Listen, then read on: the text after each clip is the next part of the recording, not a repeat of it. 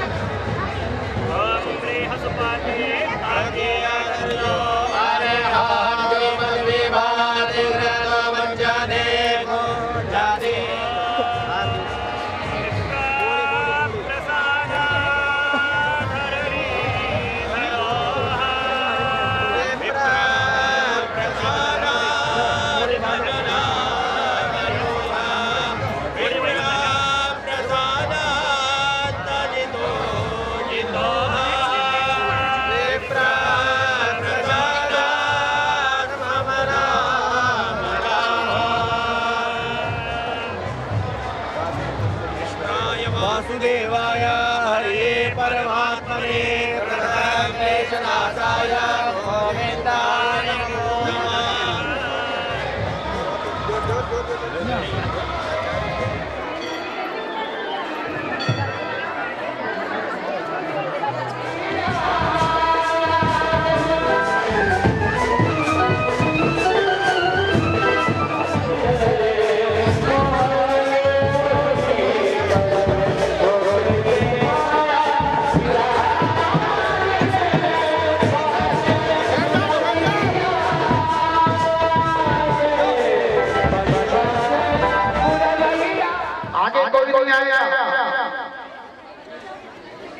सभी माता बहनों से एक बार है बोलिए केवल मां भगवान का नाम आप मुझे निकलना चाहिए। कलश चलने का मतलब ये होता है कि कलश आप सरदार होगा और केवल भगवान का नाम लेते और उसी प्रकार का कोई बात नहीं करेंगे आप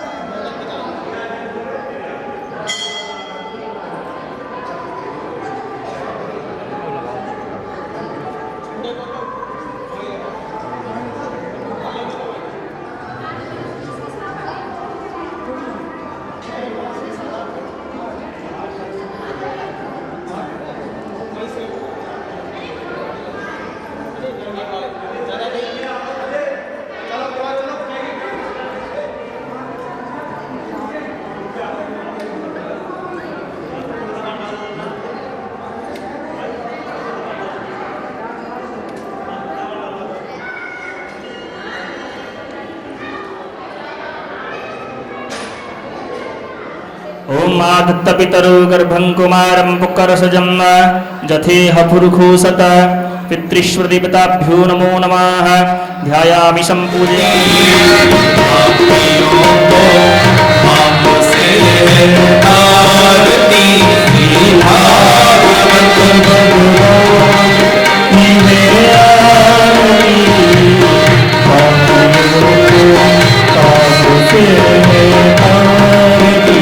ये मधुर बोल जगपंथ खोल संपर्क बताने वाला जिंदगी को बनाने वाला मधुर बोल जगपंथ खोल संपर्क बताने वाला जिंदगी को बनाने जिंदगी को बनाने वाला जिंदगी को बनाने वाला ओ श्री राम यही घनश्याम यही राम यही घनश्याम यही नाम यही घनश्याम यही प्रभु की महिमा की आरती भक्तियों को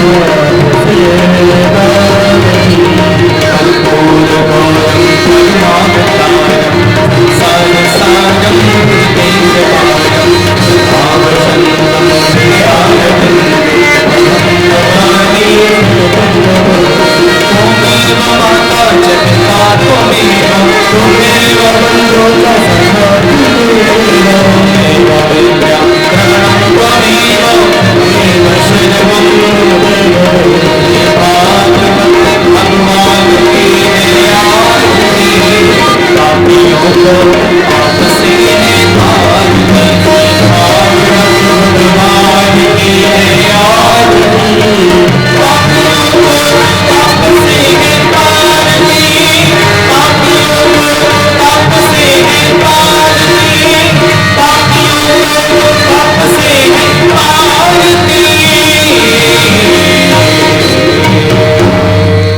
आरर्तिक्यं शीतलीकरणं देवादिवन्दनं स्वात्मादिवन्दनं द्यौः शान्तिरन्तरिक्षं शान्तिः पृथिवी शान्तिरापः शान्तिरोधदयः शान्तिः वनस्पतयः शान्तिर्विश्वे देवाः शान्तिर्ब्रह्म शान्तिः सर्वं शान्तिः शान्तिरेव शान्तिः सामा शान्तिरेधि आरार्तिग्रहणं हस्तप्रक्षाल्यमन्त्रपुष्पाञ्जलिं गृहीत्वा ओम जस्येन सस्यमयजं तदेवास्तानि धर्माणि प्रथमान्यासन्न तेहनाकं महिमानः सचन्त यत्र पूर्वे साध्याः सन्ति देवाः ओम एकदन्ताय विद्महे वक्रतुण्डाय धीमहि तन्नो दन्ति प्रचोदयात् ओम कात्यायनी च विद्महे सर्वशक्त्यै च धीमहि तन्नो देवी प्रचोदयात् ओम नंदनंदनाय विद्महे यशोदानंदनाय धीमहि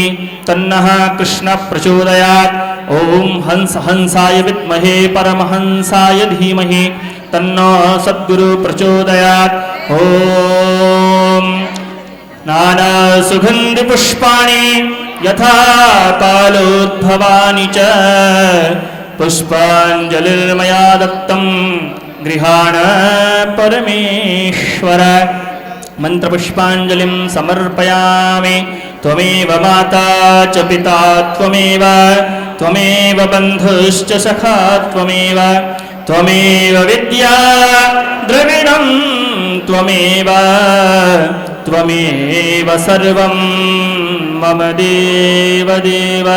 बोले श्रीमद्भागवत महापुराण की जय, वृंदावन बिहारी लाल की जय, राधे रानी सरकार की जय, व्यास जी महाराज की जय, आज के आनंद की जय।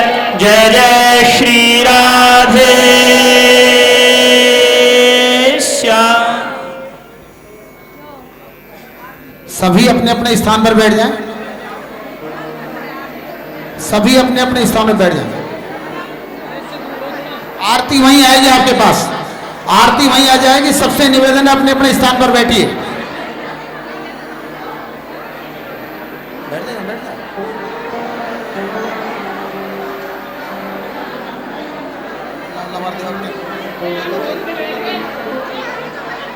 सभी माता बहनों से निवेदन है अपने अपने स्थान पर बैठ जाएं। आरती वहीं आ जाएगी आपके पास। बंधुओं से भी निवेदन है अपना स्थान ग्रहण करें। श्री गुरु चरण कमलेभ्यो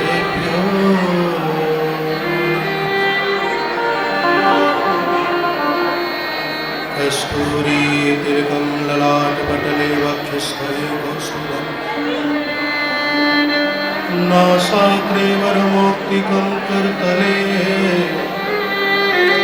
वेणुकरे कङ्कणम् सर्वाङ्गे हरिचन्दनं सुललितं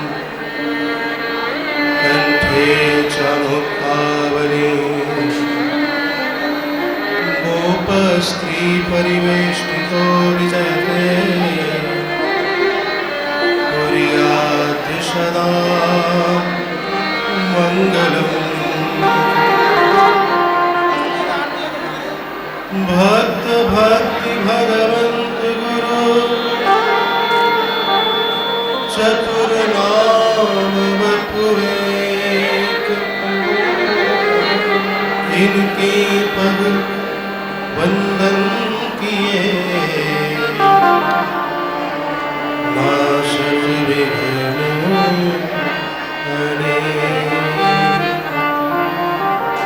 काहू को बल भजन को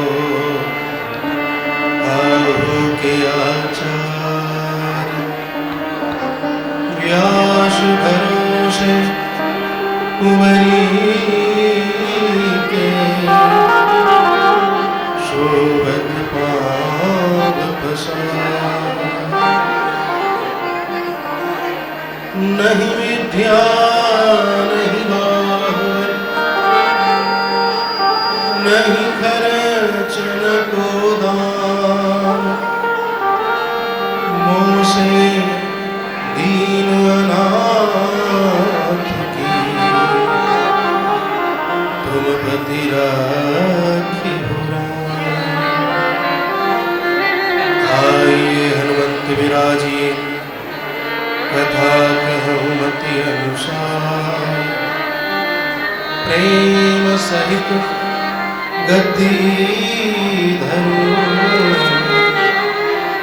विराजिए पवन कुमार जय जय जय हनुमान गोसाई कृपा करहु गुरुदेव की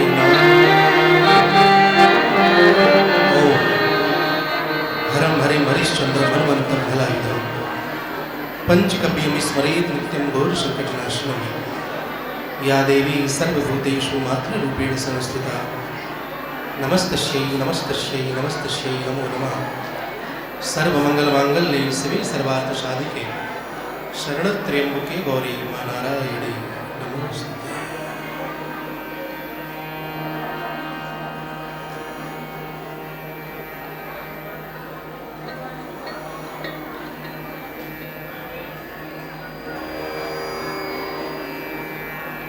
गिरिराज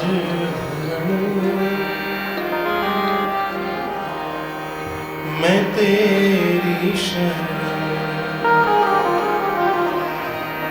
गिरिराज धरण मैं तेरी शरण गिरिराज धरण में तेरी शरण गिरिराज धरण प्रभु तेरी शरण गिरिराज धरण प्रभु तेरी शरण प्रभु तेरी शरण प्रभु तेरी शरण प्रभु तेरी शरण प्रभु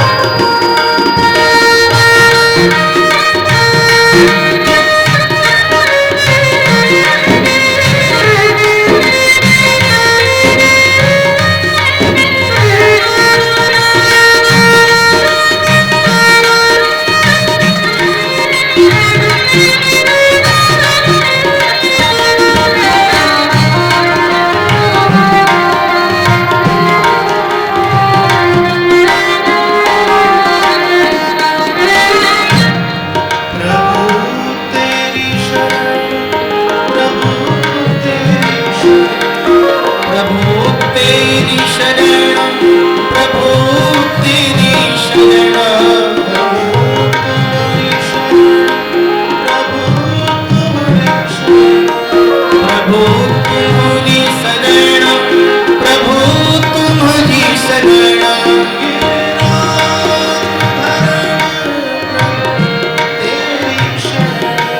गिरिराज धरण प्रभु तेरी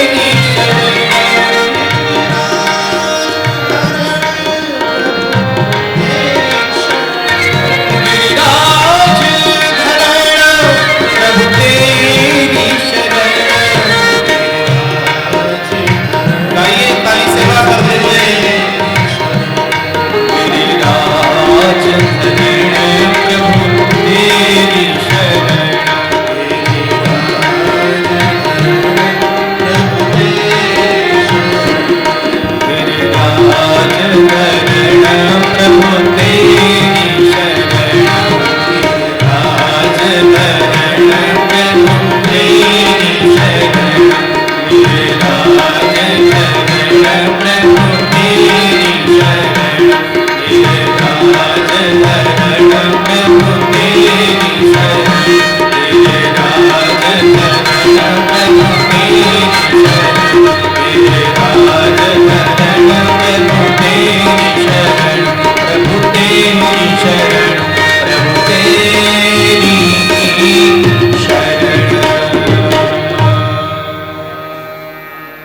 बोलिए श्री वृंदावन बिहारी लाल की जय। श्रीमद्भागवत महापुराण की जय। विराजमान संत वृंद, विप्रजन, विद्वज्जन, रसिक जन, प्रेमी जन, माता बहिने,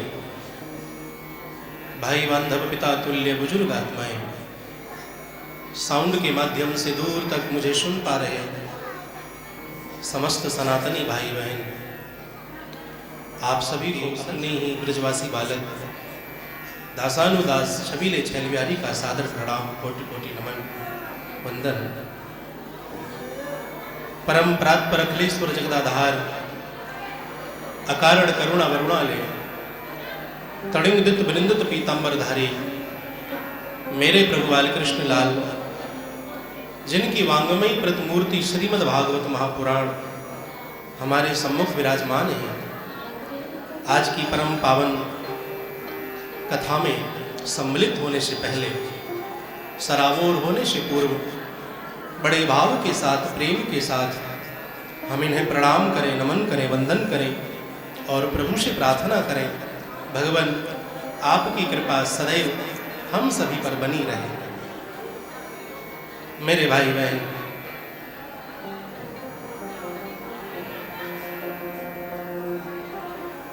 बड़े भाव के साथ कलश यात्रा आदि है तवे तापत्र्य विनाशाय श्री कृष्णाय वयं नमः। श्रीमद् भागवत महापुराण के महात्म्य का प्रथम श्लोक है। आपकी जानकारी के लिए मैं बता दूं कि भागवत कथा का जो महात्म्य है, यह भागवत से नहीं, ये पद्म पुराण से अवतरित है। पद्म पुराण से भागवत के महात्म्य को लिया गया। कथा के प्रथम दिवस भागवत के महात्म्य पर चर्चा होती है, जिसे हम ग्रंथ परिचय भी कह देते हैं। किन नियमों से कथा सुननी चाहिए, श्रोता को कैसा होना चाहिए, वक्ता को कैसा होना चाहिए, कथा श्रवण करने के क्या लाभ हैं।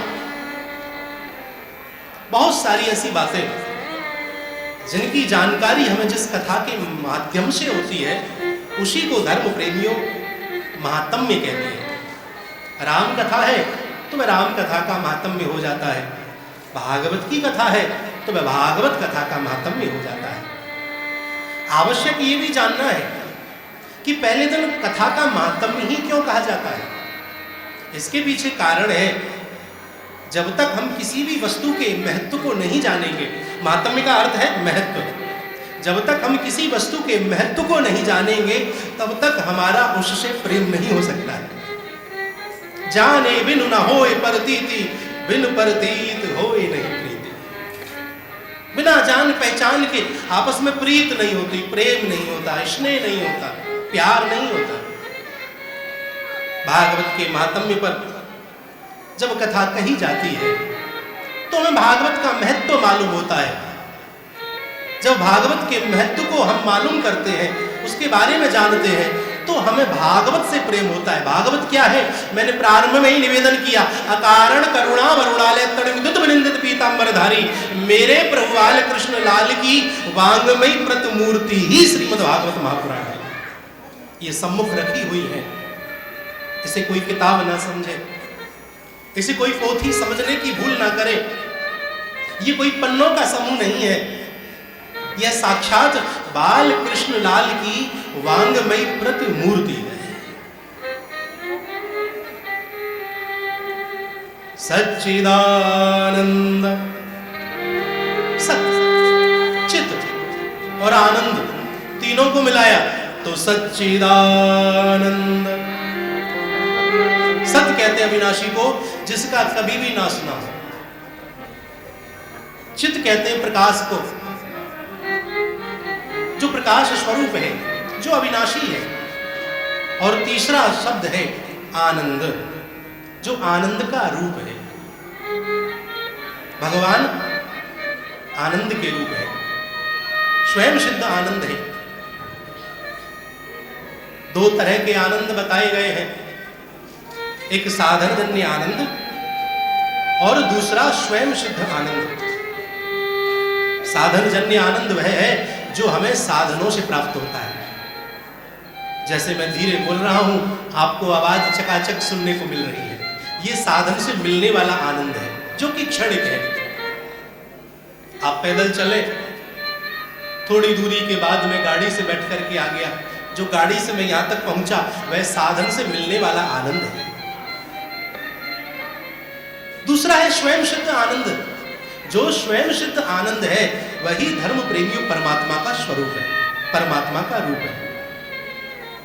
परमात्मा आनंद का रूप है और ये वही आनंद है जिसकी खोज में आप और हम दिन रात भाग रहे हैं, दौड़ रहे हैं, शांति की खोज में, आनंद की खोज में। सोचते थे ना कि अभी थोड़ी सी कमाई कम है, ये ज्यादा हो जाए,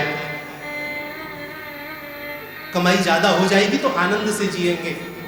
कमाई ज्यादा हो गई, फिर सोचा गाड़ी ले ले, बंगले बना ले, कोठी बना ले, बैंक बैलेंस बढ़ा ले। माताओं को लगा कि थोड़ा जेवर भी होना चाहिए तो आनंद से रहूंगी। सब कुछ मिला, बचपन से दौड़ना प्रारंभ किया, 55 के हो गए, लेकिन जस के तस बने हैं, आनंद है ही नहीं। देखो तो सही महाराज, 80-80 साल की वृद्ध माताएं, वृद्ध मेरे पुरुष, जिनको जरा जरा सी बात पर तमोगुण हो जाता है, जरा जरा सी बात पर जो उबल पड़ते हैं, क्रोधित हैं, चेहरे पर हंसी नहीं है, चेहरे पर प्रसन्नता नहीं है, ऐसा लगता है चेहरे पर जैसे ना जाने कितना वजन इनके शरीर पर रखा हुआ, मुस्कुरा नहीं सकते, हंसते नहीं, खुश नहीं रहते। जब वह स्वयं खुश नहीं है तो दूसरे को खुशी क्या बांटेंगे? आजकल लोगों के चेहरे से हंसी ऐसे गायब हो गई जैसे चुनाव जीतने के बाद नेता गायब हो जाता है, हंसते ही नहीं, मुस्कुराते ही नहीं। जरा विचार करिए, जिस आनंद की चाहना में हमने और आपने दौड़ लगानी प्रारंभ की, बचपन से लेके 55 के हो गए, लेकिन अभी आनंद मिला ही नहीं। वही अशांति, वही फाए फाए, वही रोना धोना, वही बीवी बच्चे, वही नाती पंती संती, इन्हीं में ही उलझे हुए हैं।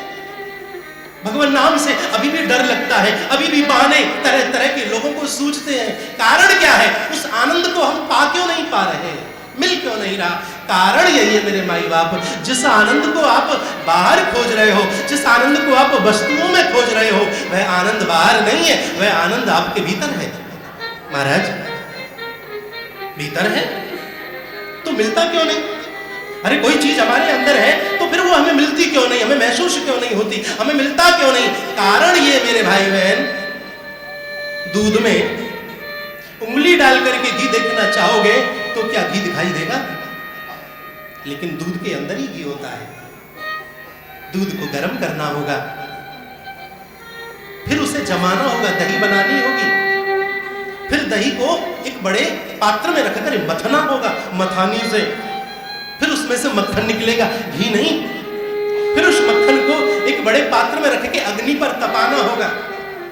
जब अग्नि पर मक्खन तपाया जाएगा तब उसमें से घी की प्राप्ति होगी। ठीक इसी प्रकार यदि आनंद की चाहना रखते हो, शांति की चाहना रखते हो, तो पहले मनोमंथन करिए। मनोमंथन जब करोगे तो शांति मिलेगी, और जब शांति को किसी पहुंचे हुए संत के चरण में बैठ करके तपाओगे तब उसमें से आपको आनंद मिलेगा। जब आनंद मिलेगा ना, तो फिर उस आनंद के बाद है ब्रह्मानंद, उस आनंद के बाद है परमानंद, और फिर परमानंद के बाद है ब्रह्मानंद। और जहां ब्रह्मानंद मिल जाए, हालांकि ब्रह्मानंद तो संसार में केवल और केवल महाराज दशरथ को ही मिला है। बड़े बड़े ऋषि मुनियों को उस आनंद का अनुभव होता है, लेकिन मैं कहना चाहूं, जब आनंद शांति मिलती है, शांति के बाद आनंद मिलता है, आनंद के बाद फिर परमानंद मिलता है, और फिर परमानंद के बाद ब्रह्मानंद मिलता है। और जब ब्रह्मानंद मिल जाता है तो पुनरपि जन्मम पुनरपि मरणम पुनरपि जननी जठरे शयनम, ये जो आवागमन का चक्र लगा हुआ है, ये संसार में रोना धोना सुख दुख, ये तो बहुत छोटी चीजें हैं। अभी तक तो हम केवल सुख दुख में ही उलझे हुए हैं, आनंद तो बहुत दूर है। अभी तो शांति तक नहीं पहुंच पाए। आप यहां चुप जरूर बैठे हैं, लेकिन शांत नहीं है। यहां चुप आप सब बैठे हुए हैं, लेकिन शांत कोई बिरला ही होगा। शांति बड़े नसीब से, प्रभु की कृपा से प्राप्त होती है। जो परमात्मा आनंद का रूप है, आनंद चाहिए ना तो भगवान की शरण में आओ। इतनी दूर किसी की बारात होती, बारात में भी महाराज घराती बाराती ना गाड़ियों में बैठ करके बारात के हॉल तक पहुंच गए होते, कोई घुड़चड़ी में इतनी दूर तक शामिल नहीं होता। लेकिन मैं देख रहा था माता बहने महाराज कैसे दौड़ी चली जा रही थी, हम तो पीछे रह जाते थे बार बार। यही आनंद है जो आप आनंदित होकर के इस कथा के प्रांगण तक पहुंचे हो, यही आनंद है। सज्जनों, भगवान आनंद का रूप है। आनंद चाहिए ना तो भगवान की शरण में बैठो, संतों की शरण में बैठो, मनोमंथन करो, आत्मचिंतन करो। रात्रि को सोने से पहले मनोमंथन करना चाहिए। सच्चिदानंद रूपाय विश्वोत्पत्त्यादिहेतवे, जो विश्व की उत्पत्ति करने वाले हैं और विश्व का भरण पोषण करने वाले हैं, और जो विश्व का नाश करने वाले, प्रलय लाने वाले हैं, परमात्मा ही जन्म देने वाला है, परमात्मा ही भरण पोषण करने वाला है, और परमात्मा ही नष्ट करने वाला है। इस भरोसे, इस अपने भरोसे ये कभी मत सोचिएगा कि हमारे चलाने से ही हमारा घर चल रहा है।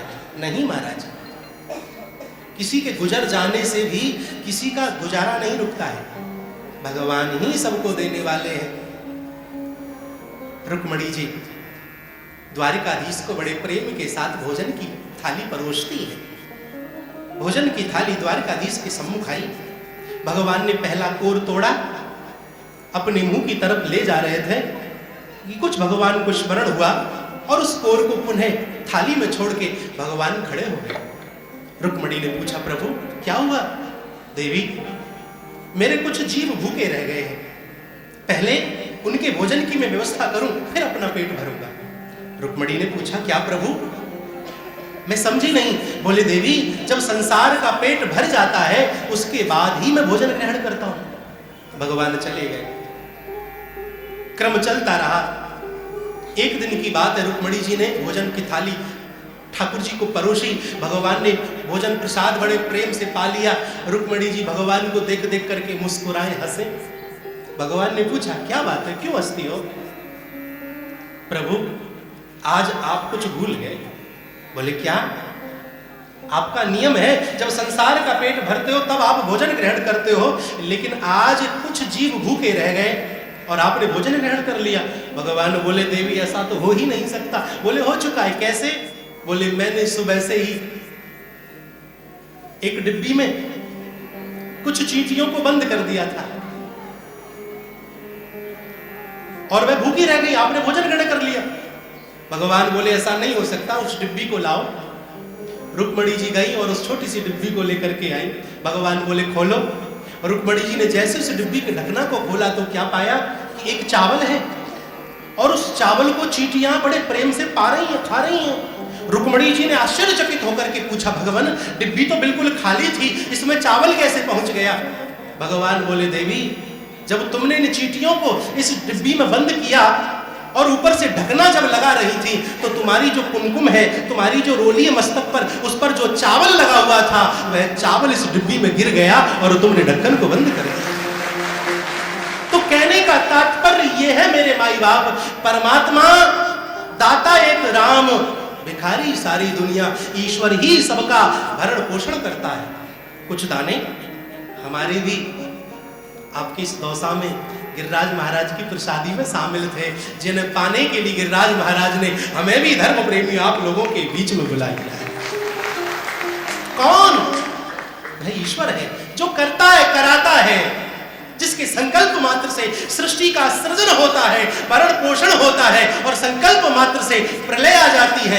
ऐसे प्रभु तापत्रय विनाशाय, जिनके अंदर तीनों प्रकार के तापों को नष्ट करने की क्षमता है। तीन प्रकार के ताप कौन से? दैहिक, दैविक और भौतिक। यही तीन प्रकार के ताप हैं, तन, मन और धन। कोई तन दुखी, कोई मन दुखी, कोई धन बिन रहत उदास, थोड़े थोड़े सब दुखी,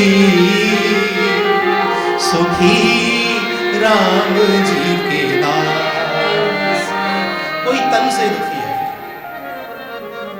चला नहीं जाता कलश यात्रा में, कैसे पहुंचे? मन तो बड़ा करता है कि मैं भी कलश लेकर के चलूं, पैसा भी बहुत है, गाड़ी घोड़े भी हैं, लेकिन कलश यात्रा में तो जो चलने का आनंद है वो नहीं ले पा रहे। क्यों? क्योंकि गोड्डे और मोड्डे काम नहीं करते, तन से दुखी है। बड़े बड़े सेठ साहूकार फीकी चाय पीते हैं, मीठा नहीं खा सकते, डॉक्टर ने मना किया शुगर बढ़ जाएगी, वह तन से दुखी है। कोई मन दुखी है, औलाद कहना नहीं मानती, मन के अनुरूप कोई कार्य नहीं होता, बहू रानी इज्जत नहीं करती, सासू चैन से नहीं जीने देती, मन से दुखी है। कोई धन बिन रहत उदास, गरीब निर्धन व्यक्ति महंगाई के युग में जान हथेली पे लेके साहब बड़ी बड़ी बिल्डिंगों पर, इमारतों पर काम करता है, ऊंची ऊंची इमारतों, पांव फिसल जाए तो जीवन फिसल जाए। महंगाई के जमाने में 500-700 रुपये उसके हाथ पर रख भी दिया जाए तो वह बेचारा सोचता है क्या करूं इसका, खाऊं खिलाऊं, बीमारी में लगाऊं, दान पुण्य तो बहुत दूर की बात है, बच्चों को पढ़ाऊं लिखाऊं, क्या करूं? वह बेचारा धन के बगैर दुखी है साहब। थोड़े थोड़े सब दुखी, थोड़े थोड़े सभी दुखी हैं। यदि संसार में कोई सुखी है तो भगवान के चरणों का कोई दास ही बताया है। तापत्रय विनाशाय, इन तीनों प्रकार के तापों को नष्ट करने की क्षमता जिनके अंदर है, जो घर पे 5 मिनट आलती पालती मार के नहीं बैठते, सुखासन में नहीं बैठ पाएंगे, आप देखना वह 4 घंटे कथा में आकर के बैठेंगे, क्योंकि कथा की शक्ति है, ये कथा की सामर्थ्य है मेरे भाई बाप। तापत्रय विनाशाय श्री कृष्णाय वयम नमः। ऐसे प्रभु बाल कृष्ण लाल को मैं बारंबार प्रणाम करता हूं, नमन करता हूं, वंदन करता हूं। वंदन करने से परमात्मा बंधन में आ जाते हैं। मस्तक पे लगा हुआ चंदन और भगवान को किया हुआ वंदन ईश्वर को अति प्रिय है। यही वंदन की श्रृंखला में सर्वभूत हृदय व्यास नंदन श्री सुखदेव जी महाराज के चरणों में भी हम हाथ जोड़ करके प्रणाम करते हैं, नमन करते हैं, वंदन करते हैं।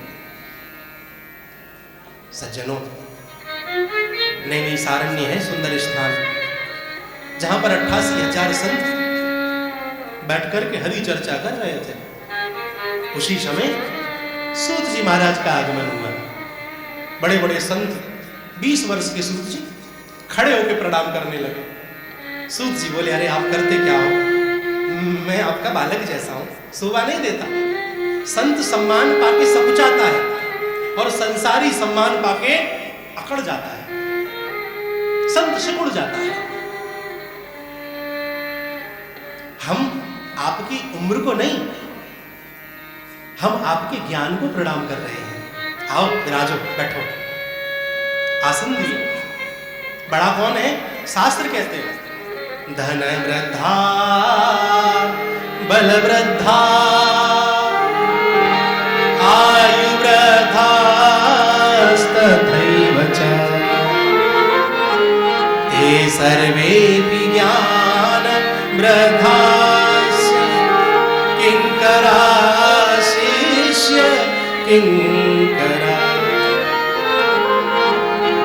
कोई बल वृद्ध, धन वृद्धा, किसी के पास पैसा ज्यादा हो तो कहा जाता है साहब बड़े आदमी है, पैसे वाले, वह धन में बड़ा है। बलवृद्धा, किसी के शरीर में ताकत ज्यादा है तो वह केवल बल में बड़ा है। आयु वृद्धाश्च तथैव च, हमसे पहले कोई जन्म ले ले तो वह हमसे उम्र में बड़ा हो जाता है। लेकिन ते सर्वेपि ज्ञान वृद्धास्य, सबसे बड़ा कौन है? जो ज्ञानी है। ज्ञानी में ज्ञानी सबसे बड़ा बताया। भगवान का भी बड़ा पुत्र ज्ञानी है, भक्त छोटा पुत्र है भगवान का। ज्ञानी पुत्र की भगवान को इतनी चिंता नहीं रहती, भक्त की बड़ी चिंता रहती, क्योंकि भक्त अबोध है, छोटा है। और माता पिता को भी बड़े पुत्र की इतनी चिंता नहीं रहती जितनी छोटे पुत्र की चिंता रहती है। ज्ञानी बनो ना बनो वो एक अलग विषय है, लेकिन मैं इशारे से इतना ही कहना चाहूं कि भगवान के भक्त बन करके रहिएगा।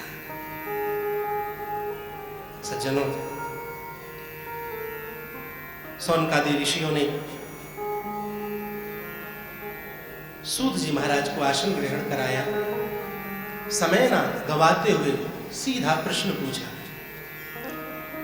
मुनिवर आप तो हमें वेद पुराण शास्त्रों का सार दें, ऐसी कथा कहो जिसे सुनकर के भगवान के चरणों से प्रीत हो जाए।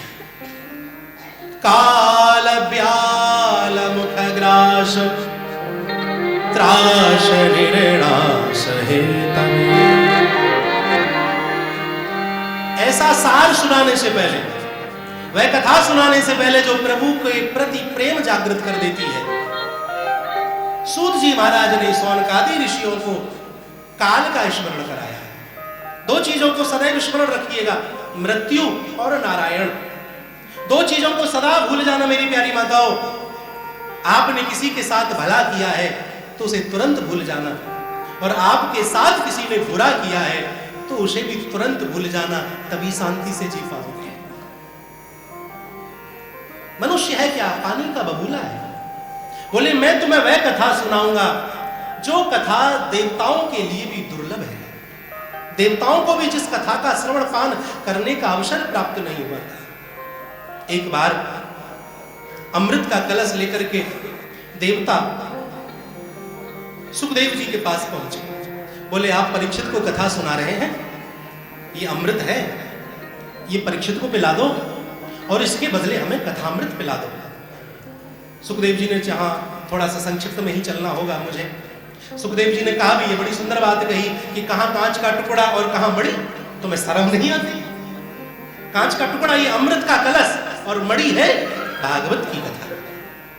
लेकिन फिर भी परीक्षित से पूछा है सुखदेव जी ने, बताओ राजन क्या चाहते हो? देवता अमृत का कलश लेके आए, कहते कि अदला बदली कर लो, कथामृत बदले में इनको पिला दी जाए। गुरुदेव सौदा करने से पहले ये तो बताओ कि दोनों में क्या फर्क है? बोले राजन जो देवताओं द्वारा लाया हुआ अमृत है, इसका पान करने से स्वर्ग की प्राप्ति होगी, लेकिन स्वर्ग में जाने से तुम्हारे पुण्य क्षीण होंगे और जब तुम्हारे पुण्य क्षीण हो जाएंगे तो तुम्हें मृत्यु लोक पर पुनः आना होगा। होटल और स्वर्ग दोनों समान मेरी माता। स्वर्ग का आनंद लेना है तो कुछ दिन होटल में रहिए, 5 स्टार 7 स्टार, दोनों एक जैसे हैं।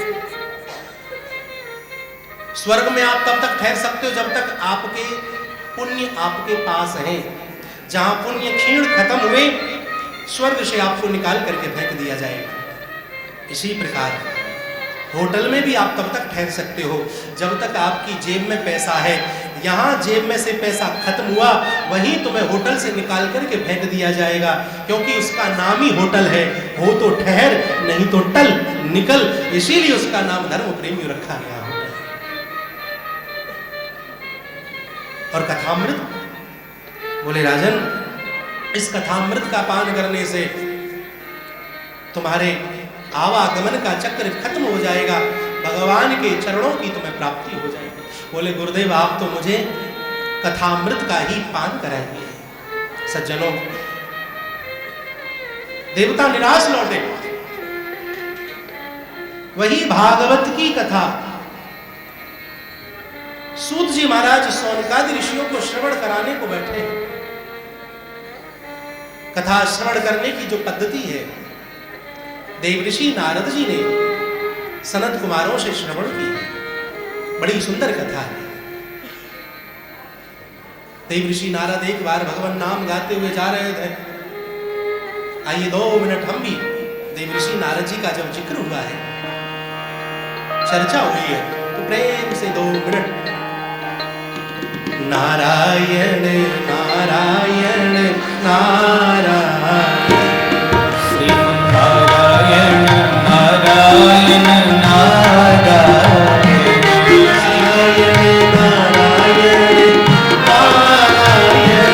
श्री नारायण नारायण नारायण, लक्ष्मी नारायण नारायण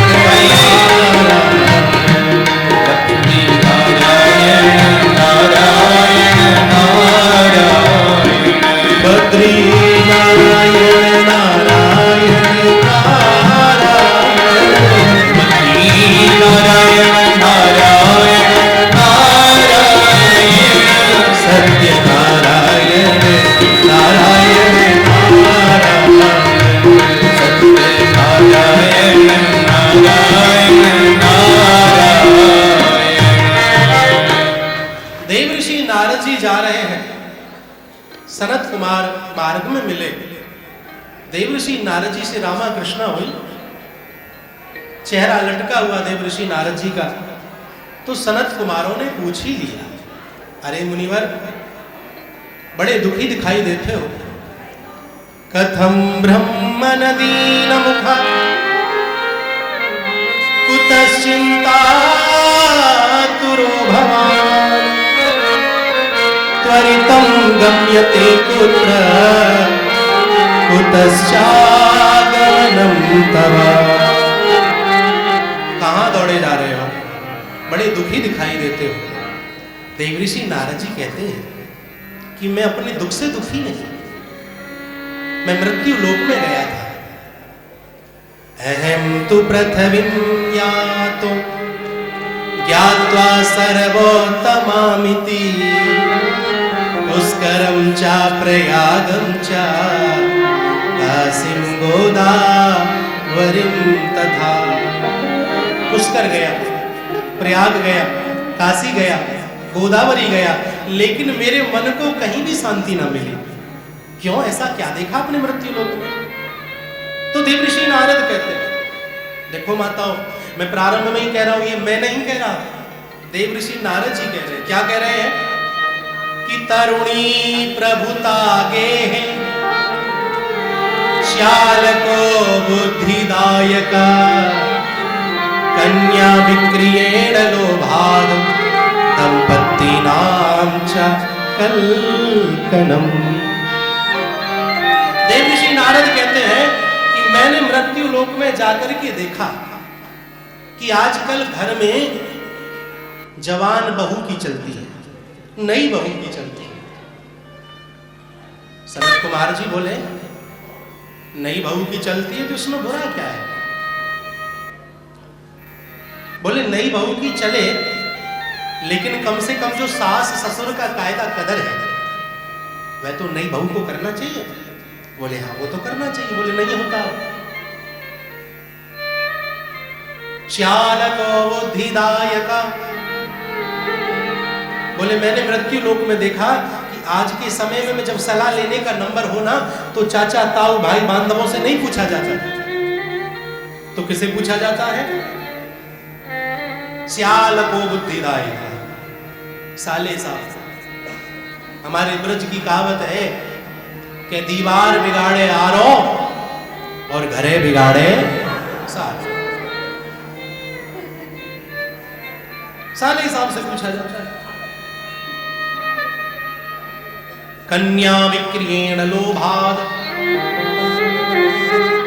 कन्याओं का क्रय विक्रय होने लगा। लोग शादी नहीं सौदेबाजी करते हैं, इतना लोभ बढ़ गया। दंपत्ति नाम च कलकनम, दंपत्तियों में पति पत्नी में काय कलेश रहता है। पत्नी कहती है कि चलो गंगा जी, तो पति कहता है गंगा जी जाके क्या करेगी, चल गोवा चलते हैं। पत्नी कहेगी कि चलो गिरिराज धरण में कथा हो रही है। पति कहेगा अरे गिरिराज धरण में क्या रखा है, कहीं पिकनिक मनाने चलते हैं। काय कलेश है, समता नहीं है, झगड़ा रहता है।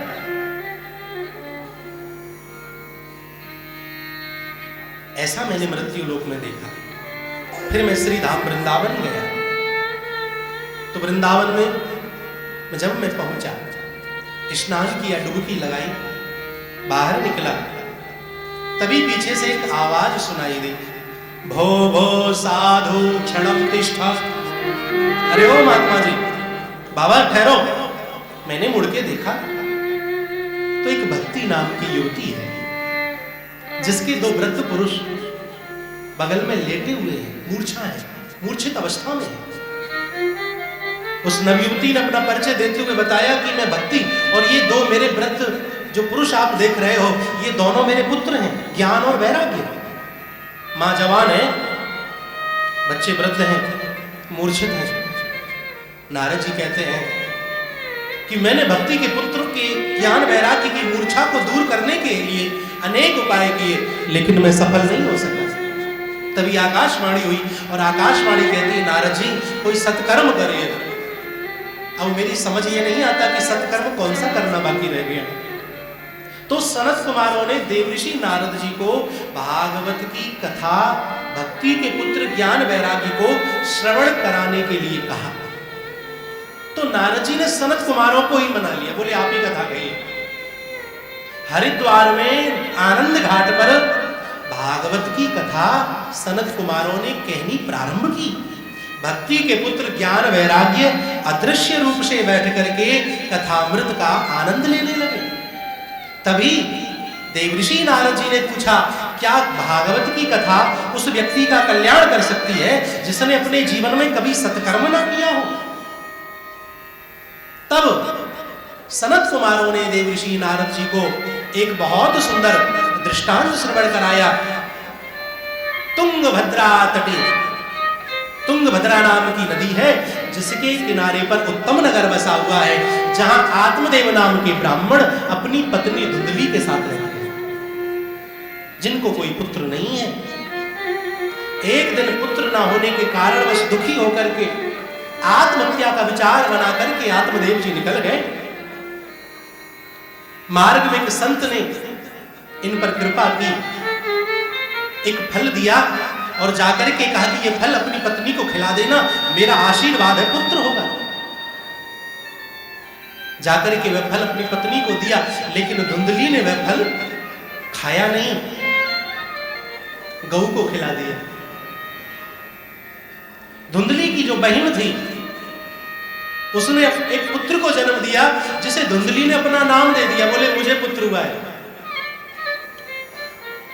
वह बालक धुंधकारी नाम से जाना जाने लगा। धुंधकारी की करतूत गंदी थी, गलत संगत में पड़ जाने पर आचार विचार सब दूषित हो गए।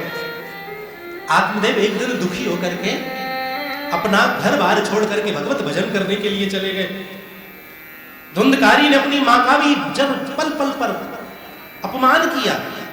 धुंधली भी इतनी दुखी हो गई थी धुंधकारी से कि समीप के कुएं में कूद करके धुंधली ने भी प्राण त्याग दिए। धुंधकारी 5 वेश्याओं को ला करके रहने लगा। 5 वेश्याओं ने भी धुंधकारी को सोते हुए को रस्सियों से बांधा, इसके मुंह में जलते हुए अंगार भर दिए और सारा का सारा माल खजाना लेकर के चंपत हो गई, 9-2-11 हो गई। गौकर्ण जी जो गाय के पेट से निकले थे, वही गौकर्ण जी जिन्होंने भागवत की कथा कह करके धुंधकारी का उद्धार किया, कल्याण किया। ये कथा मैंने बहुत संक्षिप्त में सुनाई आपको, थोड़ा सा अध्यात्म भाव से आप समझेंगे, बस 2 मिनट। ये तुंगभद्रा नदी क्या है? ये तुंगभद्रा नदी है। तुंग कहते अधिक को और भद्रा कहते कल्याणकारी को। अधिक कल्याणकारी नदी क्या है? ये मृत्यु लोक, ये भारत की भूमि, यही तुंगभद्रा है। इसी भारत की भूमि पर तुंगभद्रा नदी के किनारे पर उत्तम नगर है। उत्तम नगर क्या है?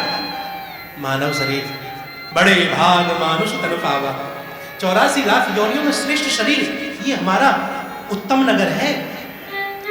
इसी उत्तम नगर में आत्मदेव नाम के ब्राह्मण रहते हैं। वह आत्मदेव कौन है? आत्मा, जिसने अपनी आत्मा में देवत्व का दर्शन किया है, उसी को आत्मदेव कहते हैं। आत्मदेव की पत्नी का नाम है धुंधली, तो आत्मा की पत्नी का नाम क्या है? बुद्धि। बुद्धि, बुद्धि का काम क्या है? सबके अंदर कमी ढूंढना, 100 अच्छाइयों को छोड़ करके एक कमी को पकड़ना, ये बुद्धि का काम है। आत्मदेव को पुत्र नहीं, तो आत्मदेव आत्महत्या का विचार बना करके गए थे।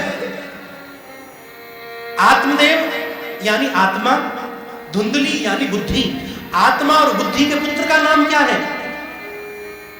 विवेक। जब व्यक्ति के पास विवेक ना हो तभी तो वह आत्महत्या करता है। विवेक मिलता कहां से है? बिनु सत्संग विवेक ना हो, बिना सत्संग के विवेक नहीं होता।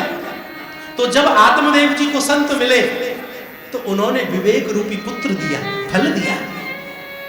संत के संग से विवेक रूपी पुत्र मिला, लेकिन वह विवेक रूपी पुत्र बुद्धि को प्रिय नहीं है। बुद्धि तो यही कहेगी चल यहां से भग, जल्दी चल। बुद्धि तो आपको संसार के झंझटों में लगाएगी, फलाने ने क्या कहा, दिगाने ने क्या बोला, ये बुद्धि का काम है। तो बुद्धि को विवेक रूपी पुत्र फल प्रिय नहीं है। तो बुद्धि ने क्या किया? अपनी बहन को पूछा उस फल को ले जाके, इसका क्या करूं? तो बुद्धि की बहन कौन है? मन। मन का काम क्या है? लटकाने का, भटकाने का। वह विवेक रूपी पुत्र किसे दिया? गौ को। गौ किसे कहते? इंद्रियों को।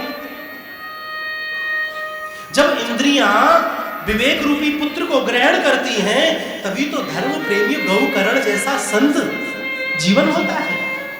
और जब संत जीवन बन जाता है तो जो धुंधकारी, धुंधकारी कौन? धू धू करती थी धुंधकारी। संत जैसा जीवन ही तो धुंधकारी जैसे पड़े हुए जीव का भी धर्म प्रेमी उद्धार कर देता है, कल्याण कर देता है। 7 गांठ बांस की, जिसमें धुंधकारी बैठ करके कथा सुनता है। ये 7 गांठ कौन सी है? काम, क्रोध, लोभ, मोह, मद, मत्सर, अविद्या, यही तो 7 गांठ हैं जो भागवत की कथा श्रवण करने से फट जाती है। अब हमारे यजमान जी हमें पकड़ ले गए 7वें दिन, बोले महाराज जी बांस तो फटी ना, बांस तो फटा नहीं, आपने कथा कैसे कही? तो हम प्रारंभ में ही कह देते महाराज हमारे अंदर इतनी सामर्थ्य नहीं है कि हम बांस फाड़ सकें। प्रारंभ में ही कह देते, हर जगह बोल देते हैं। लेकिन ये हमारी जिम्मेदारी व्यास मंच की है, गांठ फटे ना फटे वो ईश्वर की इच्छा, लेकिन मेरा कर्तव्य है और वह कर्तव्य गुरु जी के द्वारा बताया हुआ है। और वह कर्तव्य क्या है कि भागवत की कथा के माध्यम से आप लोगों के मन की ग्रंथियों का फाड़ने का कार्य ये व्यास मंच सदा धर्म प्रेमी करता रहे। यही तो ग्रंथियां हैं।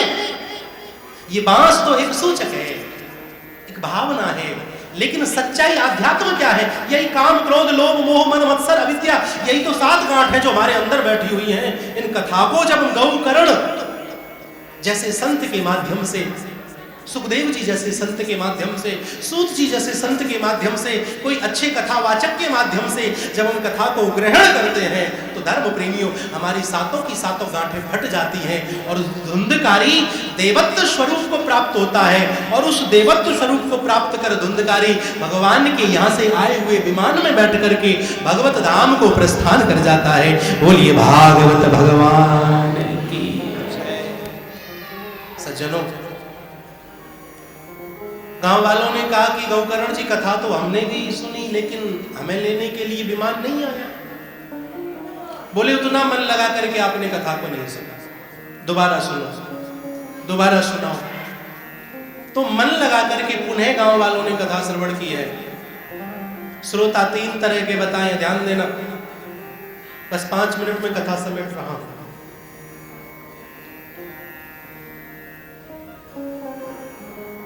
श्रोता, सरोता और सोता। श्रोता वह है आरती से पहले आए, आरती के बाद जाए, प्रेम से कथा सुने। सरोता वह है जो अपनी कतरनी चलाता ही रहे, जुबान चलाता ही रहे, कमियां ढूंढता ही रहे। व्यास जी ने ये नहीं कहा, यहाँ ये कमी छोड़ दी कमेटी वालों ने, फलानी जगह यहाँ ये कमी रह गई, ये सरोता का काम है। और तीसरा होता है सोता, जिसे घर पे तो बच्चे सोने नहीं देते, वह बेचारा कथा में आ जाता है। कमर लगाने के लिए कोई बल्ली, कोई सहारा मिल जाए तो और अच्छी बात है। और माताओं के पास तो बड़ी सुंदर व्यवस्था महाराज, नींद आने लगे तो बोले हाँ महाराज जी सही कह रहे हो, सर से जो पल्लू है आंख तक आ गया, फिर एक और झटका दिया, बोला हम महाराज जी बिल्कुल सही कह रहे हो, नाक तक आ गया। ना वो पड़ोसी को मालूम, ना व्यास जी को मालूम कि कथा सुनी जा रही है या सोई जा रही है। तो ये होता है तीसरे नंबर का सोता।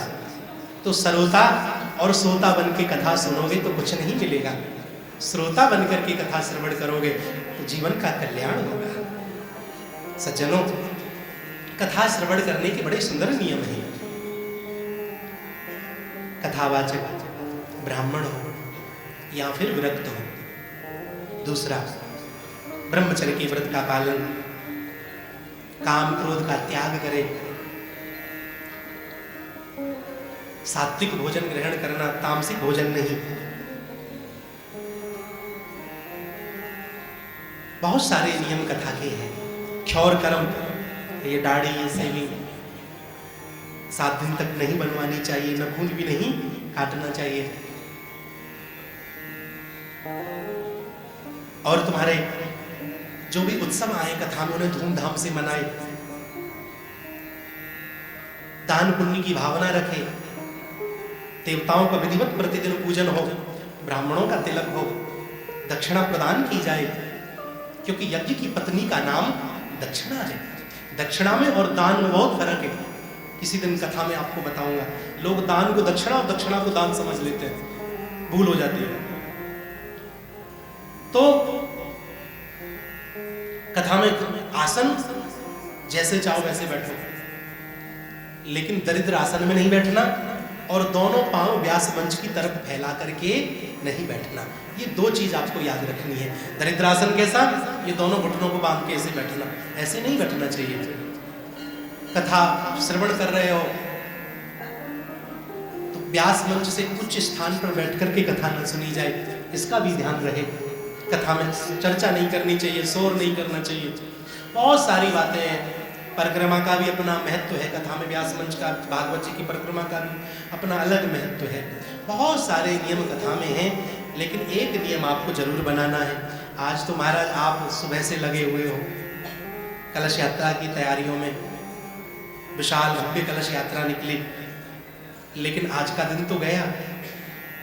हम भी सुपरफास्ट बने हुए हैं, शताब्दी का काम कर रहे हैं, कभी राजधानी बने हुए हैं, लेकिन कल से प्रेम पूर्वक विचार बनाना कि 1 मिनट की भी कथा हमसे ना छूट जाए, शांति के साथ बैठना, इस खंबे से पीछे पीछे बैठना, जितनी आगे बैठोगे ना उतनी गर्दन दुखेगी, पीछे बैठोगे ना तो तालमेल अच्छा रहेगा व्यास मंच से, और मुझे भी आपका शोर शराबा थोड़ा कम सुनाई देगा। दूसरा, बीच में कल ये लाइन है ना सफेद, ये लाल पट्टी है, इस पर नहीं बैठना। बहुत सुंदर कथा का आप आनंद। आज का दिन तो गया, 6 दिन शेष है, तो नियम यही सबसे बड़ा बनाइएगा कि 1 मिनट की भी कथा आप लोगों से छूटे नहीं। ऐसी चर्चाएं चल रही थी, तभी क्या हुआ, भक्ति के पुत्र ज्ञान वैराग्य जिन्हें मूर्छा छाई हुई थी, वह जब इस कथा को श्रवण करते हैं तो उनकी मूर्छा दूर हो जाती है, भगवान नाम संकीर्तन होने लगा, भगवत भजन होने लगा। आइए 2 मिनट बड़े भाव के साथ, प्रेम के साथ एक भजन हम श्रवण करेंगे, उसके बाद आरती करेंगे और फिर माता बहनें अपने व्रत का आनंद लीजिएगा। जैसी जहाँ जिसकी परंपरा है, कोई चंदा देख के खोलता है, कोई तारे देख के खोलता है, कोई कथा सुन के कुछ करता है, जिसकी जैसी भावनाएं हैं। हमें मालूम है कि कथा की वजह से आप उठ भी नहीं पा रहे हो, कथा भी नहीं छूटनी है, लेकिन शरीर ही है, और आजकल ये शरीर केमिकल खाद का हमारा तरह तरह का यूरिया लगा हुआ है शरीर में, तो इसीलिए कथा एक भजन का आनंद हम लेंगे। भजन के बाद 2 मिनट का संबोधन जो भी कुछ होगा कमेटी की तरफ से आपको गोपाल जी करेंगे, और फिर आरती कर प्रसादी लेकर के अपने गृह मंदिरों को प्रस्थान करेंगे। अरे मुरलिया वाले, जीवन है तेरे हवाले, मुरलिया वाले, जीवन है तेरे हवाले, मुरलिया वाले, जीवन है तेरे हवाले, मुरलिया वाले, जीवन है तेरे हवाले, मुरलिया वाले, प्यारे मुरलिया वाले, बाकी मुरलिया वाले, प्यारे मुरलिया वाले, बाकी मुरलिया वाले, प्यारे मुरलिया वाले, बाकी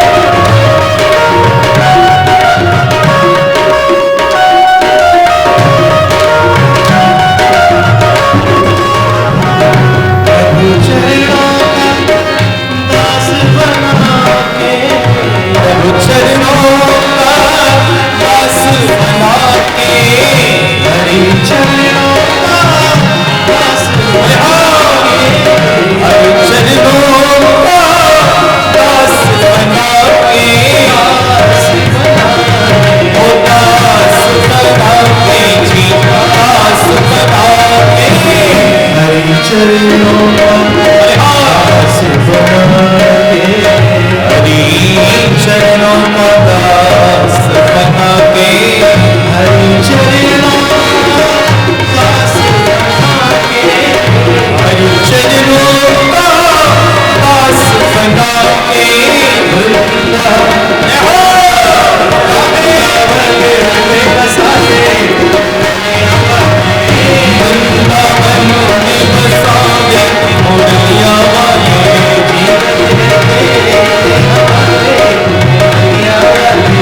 जीवन है तेरे हवाले, मुरलिया वाले,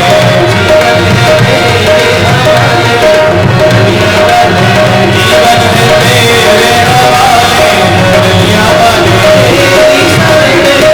तेरी शरण प्रभु, तेरी शरण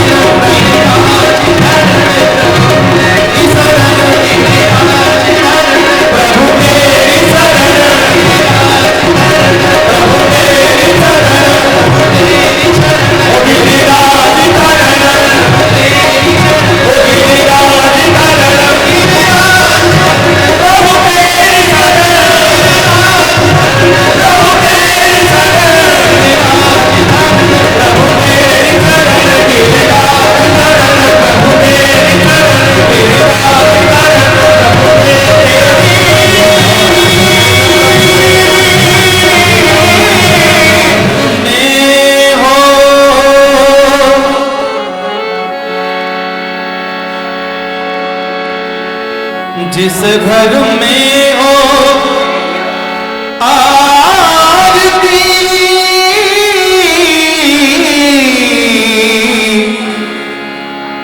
चरण कमल चेत लाए, वहाँ हरि वसा करे, ज्योति अखंड जलाए, बांके बिहारी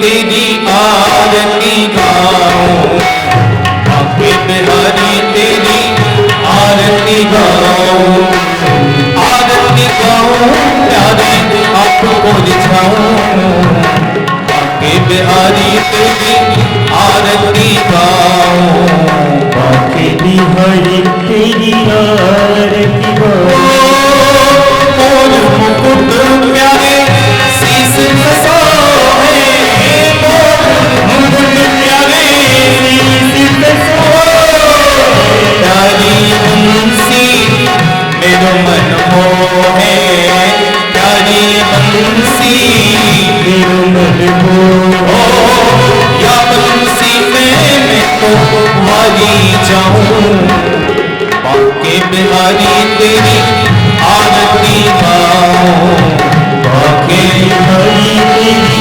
आरती गाऊं, चरणों से निकोरी है गंगा प्यारी, चरणों से निकली है गंगा प्यारी, जिसने सारी दुनिया तारी, जिसने सारी दुनिया का उन चरणों को तो शीश झुकाऊं, बांके बिहारी तेरी आरती गाऊं, बांके बिहारी तेरी आरती प्यास पास में नाथ आप हो, प्यास पास में आरती आपकी हो, सुख दुख जीवन प्यारे साथ आप हो, सुख दुख जीवन प्यारे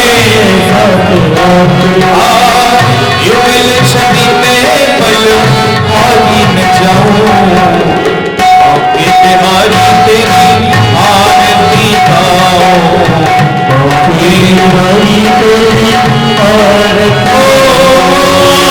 श्री हरिदास के प्यारे जी तुम हो, श्री हरिदास के प्यारे जी तुम हो, मेरे मन मोहन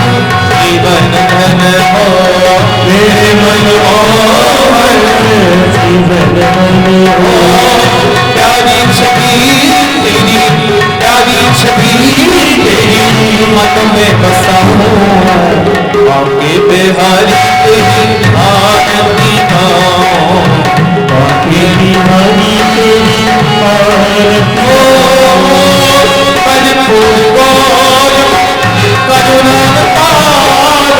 संसार सारम भुजगेंद्रहारम सदा वसंतम हृदयानुदिते परम भावि प्रणतं नमामि त्वमेव माता च पिता त्वमेव बन्धुः सखा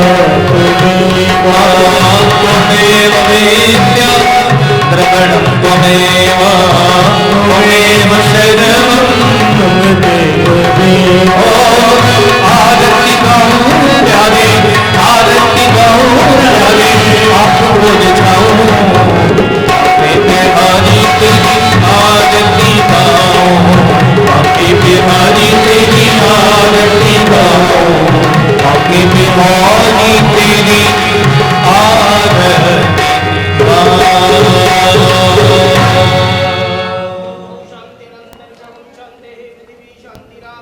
शांतिरोगदयः शांतिः वनस्पतयः शान्तिरुष्भे देवाः शान्तिब्रह्म शान्तिः सर्वभौम शान्तिः शान्तिरेव शान्तिः शामः शान्तिरेधि हरिः ॐ महा आरार्तिक्यं ग्रह हस्तप्रक्षालनं मन्त्रपुष्पाञ्जलिम् ॐ जज्ञेन जज्ञमय जन्तदेवास्तानधर्माणि प्रथमान्यासन्ना तेहनागं महिमानः सचन्द यत्र पूर्वे साध्याः सन्ति देवः राजाधिराजाय प्रसय्यशायिने नमो वयं वै श्रवणाय कुर्महे शमे कामान् कामकामाय मह्यं महाकामेश्वरो वै श्रवणौ दधातु कुबेराय वै श्रवणाय महाराजाय नमः एकदन्ताय विद्महे वक्रतुण्डाय धीमहि तन्नो दन्ति प्रचोदयात् तत्पुरुषाय विद्महे महादेवाय धीमहि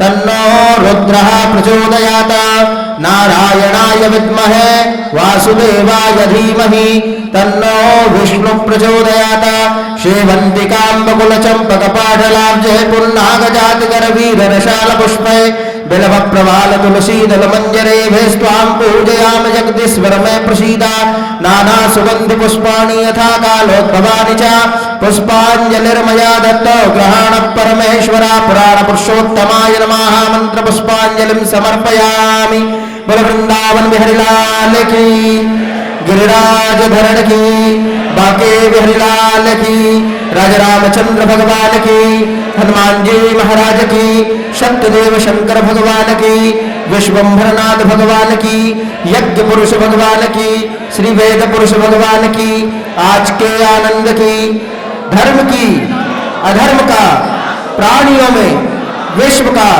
सत्य सनातन धर्म की गौ माता की भक्त और भगवान की नमः पार्वती पतय हर हर हर महादेव जय जय श्री राधेश्याम।